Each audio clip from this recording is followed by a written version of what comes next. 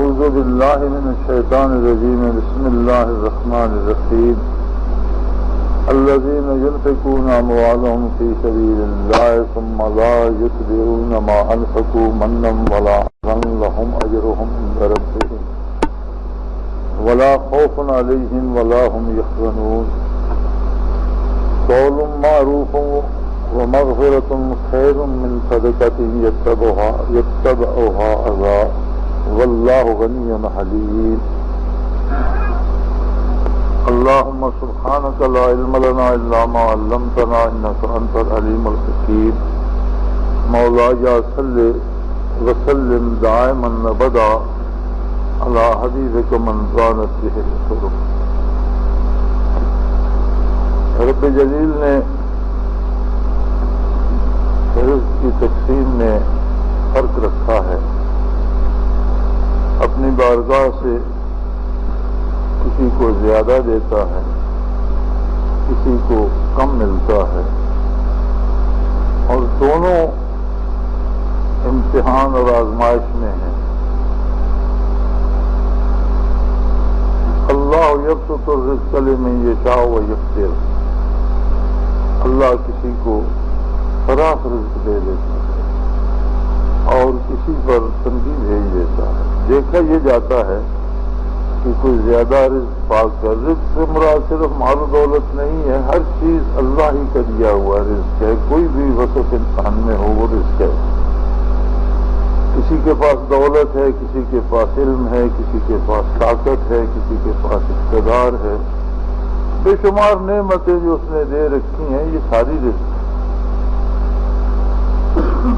کوئی بہت اچھی طرح سے بیان کر سکتا ہے اور کوئی اپنی حالت بھی بیان نہیں کر سکتا. کسی کو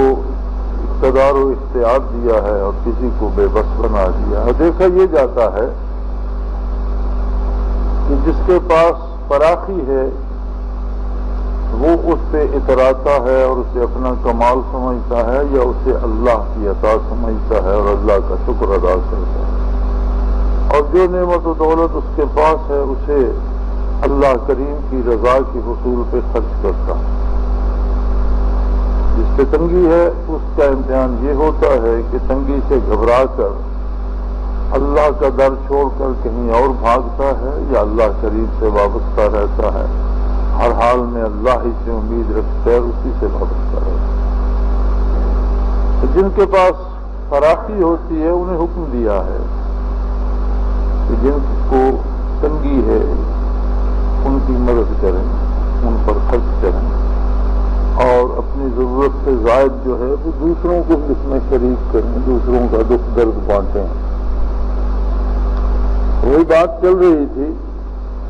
پچھلی آیت کریمہ میں. اب اس کا ایک پہلو اور سامنے لایا گیا کہ بعض لوگ دوسروں کی مدد کرتے ہیں سرمایہ سے یا علم سے یا سفارش کر کے، ملازمت دلا کر، کاروبار دلا کر، لیکن پھر وہ سمجھتے ہیں کہ ہم نے جس کا کام کیا ہے یا جس کی مدد کی ہے اب یہ ہمارا زر خرید غلام ہو گیا، ہم نے اس پر بہت احسان کیا. حالانکہ بات ایسی نہیں ہے. احسان اللہ کریم کا ہے اس بندے پر جسے اس نے فراخی دی اور اس قابل بنایا کہ وہ دوسروں کی مدد کر سکے. اور پھر دوسرا احسان ہے اس کا کہ اس نے اسے توفیق دی اور دوسروں کی اس نے مدد کی. لہذا اسے اللہ کریم کا زیادہ شکر ادا کرنا چاہیے، نہ کہ بندوں پر اپنا احسان جتاتا پھرے اور انہیں اپنی بڑائی کا احساس دلاتا رہے. تو فرمایا الذین ينفقون اموالهم فی سبیل اللہ، ایسے لوگ جو واقعی اللہ کی راہ میں مال خرچ کرتے ہیں. ثم لا يتبعون ما انفقوا منا ولا اذى، پھر وہ مال خرچ کرنے کے بعد جس پر خرچ کرتے ہیں اس پر نہ تو احسان کرتے ہیں اور نہ اس کے لیے باعث ایذا بن جاتے ہیں کہ جہاں بات ہو چار آدمیوں میں کہہ دیں جی اس کا تو یہ میں نے اسے دیا ورنہ یہ تو مر رہا تھا. بات بات پر اس سے رسوا کریں اور باتوں باتوں میں اس پر احسان جتاتے رہیں، تو جو لوگ اللہ کی رضا کے لیے اللہ کے دیے ہوئے رزق میں سے اللہ کی مخلوق پہ خرچ کرتے ہیں اور پھر اسے اللہ کا احسان سمجھتے ہیں، اور یہ دوہرا احسان ہے کہ اس نے رزق بھی دیا، پھر اپنی راہ میں خرچ کرنے کی توفیق بھی عطا فرمائی، تو جہاں خرچ کرتے ہیں یا جس کی مدد کرتے ہیں اس پر احسان نہیں جتاتے اور اس کے لیے باعث آزار نہیں بنتے، لہم اجرہم عند ربہم، ایسے لوگوں کے لیے اللہ کے پاس بہت بڑا اجر ہے ان کا اللہ کی راہ میں خرچ کرنے کا، اور یہ اس کا پھر احسان ہے کہ مال بھی خود دیا، اپنی راہ میں خرچ کرنے کی توفیق بھی خود دی، اور اس پر مزید انعامات سے نواز رہا ہے، اور ان پر ایسا احسان ہوگا وَلَا خَوْفٌ عَلَيْهِمْ وَلَا هُمْ يَحْزَنُونَ، نہ انہیں خوف ہوگا نہ انہیں رنج ہوگا، حزن ہوگا۔ خوف ہوتا ہے آنے والے حادثے کا، جانے قبر میں کیا ہو، جانے حشر میں کیا ہو، جانے میرا خاتمہ کیسے ہو، انجام کیا ہو، آنے والی زندگی میں سے کن مصیبتوں سے سابقہ پڑے۔ فرمایا انہیں ایسا خوف نہیں ہوگا، ان کے دل اللہ کی رحمت سے سکون پکڑیں گے اور اس خوف سے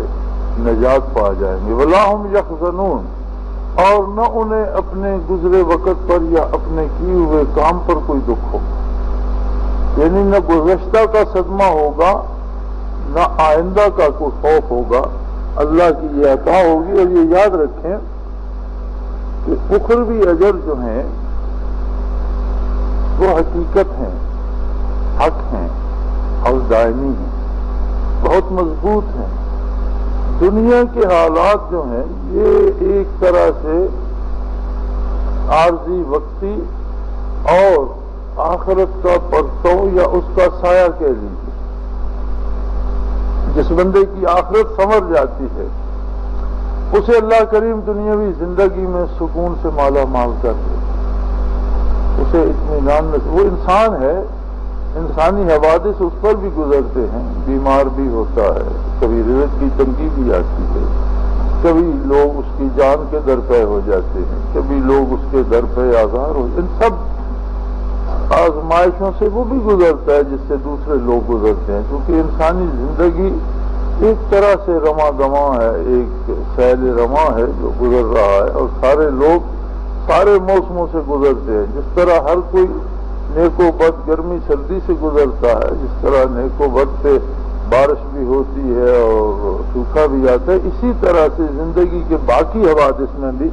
وہ لوگوں کے ساتھ ہوتا ہے، لیکن ہوتا یہ ہے کہ اس کی آخرت سدھر رہی ہو، اس پر وہ پرتو جو آخرت کا ہوتا ہے وہ اس کے دل کو سکون عطا کرتا ہے، وہ مطمئن رہتا ہے۔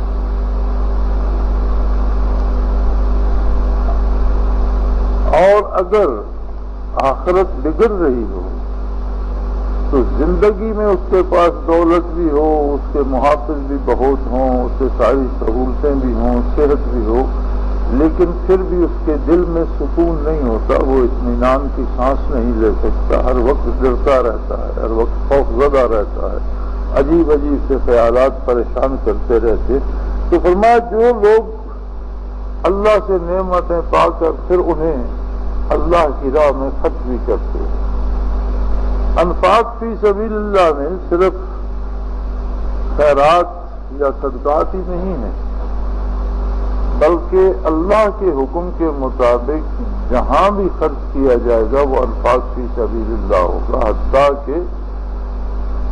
اپنا کھانا پینا یا بال بچوں کا کھانا پینا وہ بھی انفاق فی سبیل اللہ شمار ہوگا، کیونکہ اگر اللہ کے حکم کے مطابق ہوگا، اور اگر اس میں اسراف آ جائے گا، فضول خرچی آ جائے گی، یا اللہ اور اللہ کے رسول صلی اللہ علیہ وسلم کی حکم عدولی آ جائے گی، تو بات بگڑ جائے گی۔ تو انفاق فی سبیل اللہ سے یہ مراد ہے کہ جہاں بھی شریعت کے مطابق خرچ کیا جائے وہ سارا انفاق فی سبیل اللہ ہے، پھر اللہ کی مخلوق پہ خرچ کیا جائے اور دوسروں کے دکھ درد بانٹے جائیں یہ بہت بڑی بات ہے، اس کا بہت بڑا درجہ ہے، لیکن یہ نہ ہو کہ انہیں چند سکے یا ان کی تھوڑی سی مدد کرنے کے بعد پھر ان پر احسان جتاتا پھرے یا انہیں اپنا غلام سمجھنے لگ جائے۔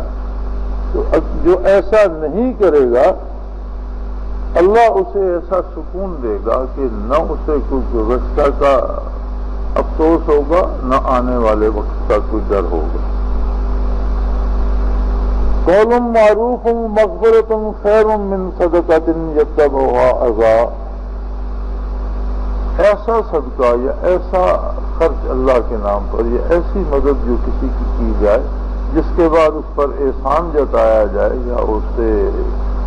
رسوا ہونا پڑے، اسے ایذا دی جائے، تو اس سے بہتر یہ ہے کہ کوئی اچھا سا کلمہ کہہ کر بہتر طریقے سے انکار کر دیا جائے، اس کی دل آزاری نہ کی جائے، اس کی مال و دولت سے مدد نہ کی جائے، لیکن قول معروف و مغفرہ، اچھی سی بات کہہ کر درگزر کر لینا وہ بہتر ہے۔ مال دے کر احسان جتانے سے یہ بہتر ہے کہ خوبصورت طریقے سے انکار کر دیا جائے، اچھی کے طریقے سے۔ یہ اس خیرات سے بہتر ہے جس کے بعد اس بندے کو ایذا دی جائے یا اس پر احسان جتایا جائے۔ واللہ غنی حلیم، اور یہ یاد رکھیں اللہ خود غنی ہے اور ساری مخلوق کو دے رہا ہے، وہ محتاج نہیں ہے، وہی دینے والا ہے۔ آپ نہیں دیں گے تو وہ کسی اور کے ہاتھ سے پہنچا دے گا، جو رزق اس تک اس نے پہنچانا ہے کسی اور سبب سے پہنچا دے گا، کسی اور ذریعے سے پہنچا دے گا۔ حلیم، اور وہ بہت بردبار ہے، انسانی کردار کو دیکھتا رہتا ہے اور اس پر اپنے کرم کا ہاتھ نہیں روکتا، تاوقتے کہ پھر اس تاوقتے مقررہ آ جاتا ہے اور اعمال ختم ہو جاتے ہیں، اور پھر نتائج کا عالم جب شروع ہوتا ہے تو وہ از خود جو اس نے بویا ہے وہ اسے کاٹنا پڑ جاتا ہے۔ یا ایھا الذین آمنوا لا تبطلوا صدقاتکم بالمن والعذا، ایک خاص طور پر مومنین سے ارشاد ہوا۔ یاد رکھے کافر بھی خرچ کرتے ہیں، لوگوں کی بھلائی پہ خرچ کرتے ہیں، اور ہمارے ہاں آپ دیکھ لیجئے ہمارے بڑے بڑے شہروں میں ابھی تک ہندوؤں کے بنائے ہوئے خیراتی اسپتال اور خیراتی ادارے چل رہے ہیں، کنویں بنا دیتے ہیں، تالاب بنا دیتے ہیں۔ اللہ ایسا کریم ہے کہ جو دوسروں کی بھلائی کے لیے کوئی کام کرتا ہے، کافر بھی کرے تو اس کی بھلائی کو بھی اللہ ضائع نہیں فرماتا، بھلائی بھلائی ہے۔ لیکن کافر کا چونکہ نہ اللہ پر ایمان ہے نہ آخرت پر ایمان ہے نہ اسے اخروی زندگی پہ اعتبار ہے، کیونکہ یہ ساری چیزیں تو تب ہے کہ جب نبی کریم صلی اللہ علیہ وسلم پر ایمان لائے اور اللہ کو ایسا مانے جیسا حضور منواتے ہیں، آخرت کو ایسا مانے جیسا حضور صلی اللہ علیہ وسلم منواتے ہیں۔ اپنی مرضی سے مانتا رہے تو وہ تو نہ ماننے کے برابر ہے۔ اب چونکہ اسے آخرت کی ضرورت نہیں ہے، وہ بھلائی کرتا ہے تو اللہ کریم دنیا میں ہی اس کی بھلائی اسے لوٹا دیتے ہیں، کسی مصیبت سے بچا لیتے ہیں، یا اس کا مقصد شہرت حاصل کرنا ہے تو اسے شہرت مل جاتی ہے تو دنیا میں اس کا اجر اسے مل جاتا ہے۔ لیکن یہاں مومنین کو ان سے الگ کر کے پھر سے ارشاد فرمایا جا رہا ہے کہ یہ تو ایک عمومی بات تھی عالم انسانیت کی کہ جو کوئی بھی خرچ کرتا ہے اور اللہ کی راہ میں خرچ کرتا ہے اور سمجھتا ہے لوگوں کی بھلائی کے لیے کر رہا ہوں تو وہ لوگوں پر احسان نہ جتائے، اور خاص طور پر وہ لوگ جو ایمان لائے ہیں۔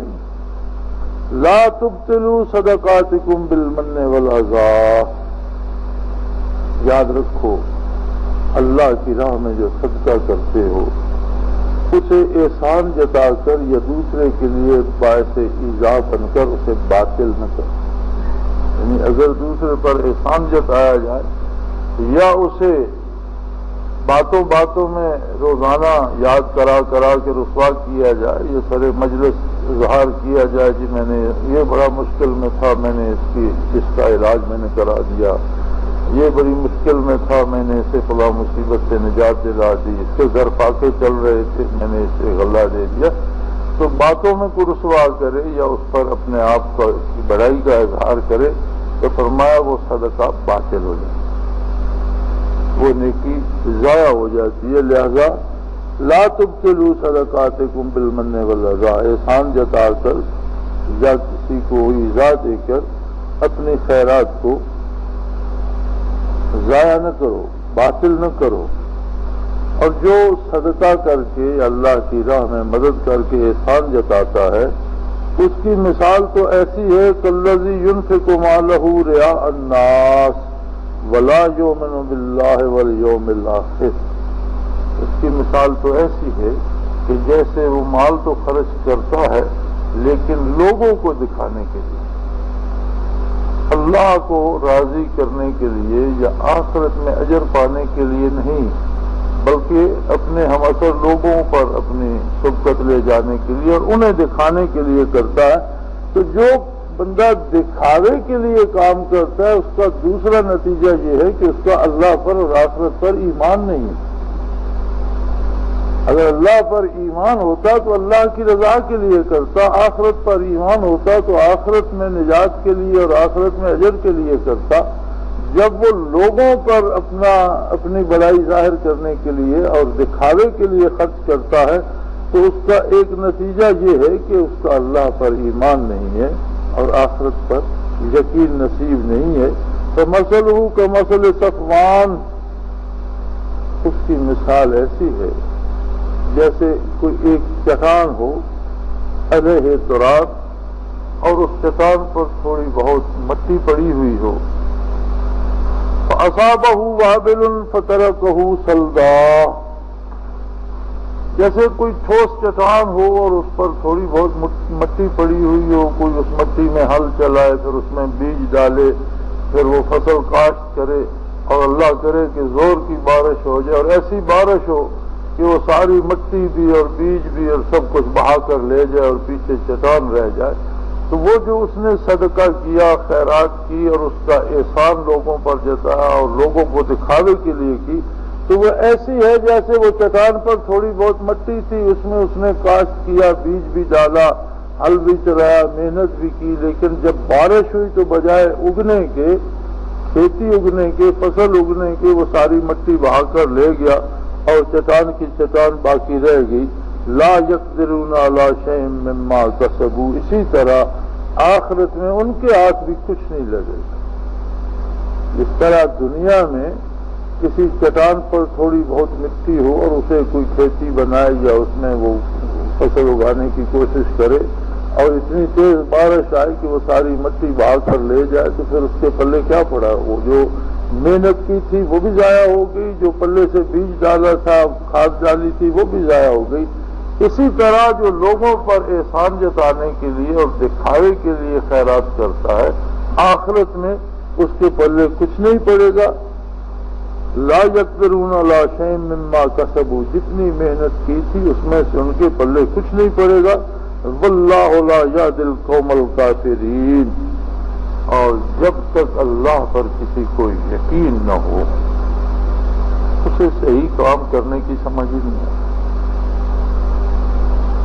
واللہ لا یہدی، ہدایت کیا ہوتی ہے؟ کسی بھی کام کو کرنے کا صحیح طریقہ ہدایت کہلاتا ہے۔ عقائد و نظریات سے لے کر کردار تک، اخلاق و آداب سے لے کر گفتار تک، صحیح کام کرنے کا طریقہ خدا یا ہدایت کہلاتا ہے۔ اور اللہ جب تک اس کی عظمت پر کسی کو یقین نہ ہو وہ اس میں وہ صلاحیت ہی پیدا نہیں فرماتا کہ اسے صحیح طریقہ اور صحیح سلیقہ سمجھ آئے۔ وہ غلط کرتا ہے اور اسی غلط پہ نازاں رہتا ہے اور سمجھتا ہے میں نے بڑا تیر مار لیا۔ واللہ لا یہدی القوم الکافرین، اور ایسے انکار کرنے والوں کو اللہ نے کافر کہا، ایسے ناشکروں کو اللہ کبھی صحیح طریقہ اور صحیح طریقہ نہیں سمجھاتے، اس میں وہ صلاحیت ہی مفقود ہو جاتی ہے کہ وہ صحیح غلط میں تمیز کر سکے، وہ غلط ہی کو صحیح سمجھتا رہتا ہے۔ صدقات یا نیکی یا بھلائی کے لیے بھی بنیادی شرط اللہ کے ساتھ ایمان ہے، اور شرط یہ ہے کہ اللہ کی رضا کے لیے کی جائے، پھر نیکی نیکی ہوگی۔ اور ذاتی شہرت کے لیے یا دوسروں پر احسان جتانے کے لیے کی جائے تو اس سے مراد یہ ہے کہ ایسا کرنے والے کا ایمان اللہ پر اور آخرت پر کمزور ہے یا نہیں ہے۔ وَمَثَلُ الَّذِينَ يُنْفِقُونَ أَمْوَالَهُمْ ابْتِغَاءَ مَرْضَاتِ اللَّهِ وَتَثْبِيتًا مِّنْ أَنفُسِهِمْ كَمَثَلِ جَنَّةٍ بِرَبْوَةٍ أَصَابَهَا وَابِلٌ فَآتَتْ أُكُلَهَا ضِعْفَيْنِ، لیکن جو لوگ اپنا مال، اپنی قوتیں اللہ کی رضا کے لیے خرچ کرتے ہیں اور اس کی خوشنودی چاہتے ہیں، اگرچہ انہیں خود مشکل میں بھی گزرنا پڑے، اپنی جان پر تکلیف بھی لینی پڑے، لیکن اللہ کی رضا کے لیے دوسروں کے کام آتے ہیں، اپنا مال خرچ کرتے ہیں، اپنی جان رائے حق میں دے دیتے ہیں، ان کی مثال ایسی ہے کمثل جنت بربوہ، جیسے ایک بہت ہی اعلیٰ زمین پر ایک باغ ہو۔ صاحب تفسیر مظہری نے ربوہ کا مفہوم یہ لکھا ہے، عام تفاسیر میں تو اونچائی پر یا پہاڑی پر یا چوٹی پر لکھ دیا جاتا ہے ربوہ، انہوں نے یہ لکھا ہے کہ جیسے دریا یا نہر ہو تو کوئی زمین ایسی ہو کہ جو اس کے کناروں سے نیچی بھی نہ ہو کہ اس میں پانی آئے اور جمع ہو جائے اور پھر پانی ہمیشہ وہیں کھڑا رہے، اور اتنی اونچی بھی نہ ہو کہ وہاں پانی پہنچ نہ سکے، بلکہ اس کے کناروں کے ایسے برابر ہو کہ جس میں نہر کا پانی لگائیں تو ضرورت کے مطابق لگا دیں، ضرورت کے بعد بند کر دیں، یعنی جو زرخیز بھی ہو اور جس کا آب رسانی کا طریقہ بھی بہت اور نہایت موزوں ہو، یعنی بہترین زمین ہو، اسے ربوہ کہا جائے۔ تو فرمایا جو اللہ کی رضا جوئی کے لیے خرچ کرتے ہیں اور اپنی جان پر تکلیف بھی لیتے ہیں، مشکلات بھی جھیلتے ہیں اور یہ چاہتے ہیں کہ اللہ راضی ہو، ان کی مثال ایسی ہے جیسے ایک بہترین زمین پر باغ ہو، پھر اس پر بارشیں برسیں اور اس کے پھل اور اس کا غلہ کئی گنا بڑھ جائے، پھر وہ زیادہ سے زیادہ پھل دے، ضعفین کئی گنا جو بڑھ جائے۔ فَإِن لَّمْ يُصِبْهَا وَابِلٌ فَطَلٌ، اور وہ ایسی خوبصورت جگہ پر، ایسی خوبصورت وادی میں ہو کہ جہاں اگر بارش نہ بھی ہو تو ہواؤں میں جو نمی ہوتی ہے وہ بھی فصل کو پکانے کے لیے کافی ہو جائے، کبھی یعنی اگر بارشیں نہ بھی ہوں تو اس کی فصل کبھی خراب نہ ہو، اتنی بہترین زمین اور ایسی خوبصورت وادی ہو جو اللہ کی راہ میں تکلیفیں اٹھاتے ہیں، اللہ کی رضا کے لیے خرچ کرتے ہیں، اللہ کو پہچان کر، اللہ کو مان کر، نبی کریم صلی اللہ علیہ وسلم کی سنت کے مطابق، آپ کے ارشاد عالی کے مطابق جو لوگ اپنی قوتیں، اپنا اقتدار و اختیار، اپنا مال و دولت اللہ کی رضا جوئی کے لیے خرچ کرتے ہیں، ان کی مثال اس باغ کی ہے جو کسی بہترین وادی میں بہترین زمین پر ہو اور جس پر ہمیشہ بارشیں برسیں اور جو دوسروں کی نسبت کئی گنا زیادہ فصلیں دے، اور اگر قحط سالی پڑ جائے اور کہیں بارش نہ ہو تو وہ جگہ ایسی موزوں اور مناسب ہو کہ جو نمی ہوا میں ہوتی ہے، لَمْ يُصِبْهَا وَابِلٌ فَطَلٌ، جو ہوا میں نمی ہوتی ہے وہ بھی اس کی فصل کو پکانے کے لیے کافی ہو جائے اور کبھی اس کی فصل قحط سالی کی نظر نہ ہو۔ وَاللَّهُ بِمَا تَعْمَلُونَ بَصِيرٌ، اور یہ کون کرے گا؟ فرمایا ہر ایک کے کردار کو اور اس کے ارادے اور نیت کو اللہ کریم خود ملاحظہ فرما رہا ہے، خود دیکھ رہا ہے کہ کس نیت سے کوئی کیا کر رہا ہے، کس ارادے اور کس خلوص کے ساتھ کیا خرچ کر رہا ہے، تو اس کے مطابق وہ اس پر اجر مرتب فرماتا ہے۔ تو آخر دعوانا ان الحمد للہ رب العالمین۔